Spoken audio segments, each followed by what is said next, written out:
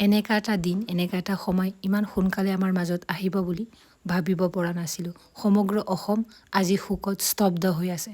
সকলোৰে চকুত যেন চকুলো। অসমৰ আৱেগ, অসমৰ অনুভূতি আৰু অসমৰ স্বাভিমান জুবিন দা আমাৰ মাজৰ পৰা ইমান সোনকালে গুচি যাব বুলি এইটোৱে বিশ্বাস কৰিব নোৱাৰা হৈছে।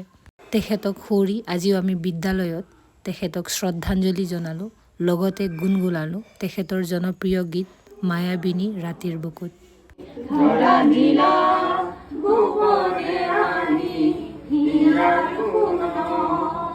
তুমি যে মোৰ শুকান মনৰ নিয়ৰৰে চেঁচা তোমাৰ নামি অহাৰ দৰে মোৰ দেহত প্ৰতিপুৱা তোমাৰ সতে মোৰ বহু যুগৰে নাচো।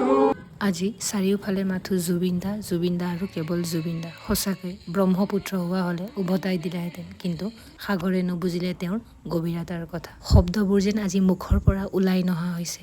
মৃত্যু ইমান সুলভ হ'ব পাৰেনে? নোৱাৰিছোঁ ইমান সৰলতাৰে মানি ল'বলৈ। জুবিন দা আমাৰ মাজত আছিল, আমাৰ মাজত আছে আৰু আমাৰ মাজত সদায় থাকিব। জুবিন দা আমাৰ অসমৰ গৌৰৱ। তেখেত গীতৰ মাজেৰে, কৰ্মৰাজিৰ মাজেৰে আমাৰ মাজত চিৰস্মৰণীয় হৈ ৰ'ব।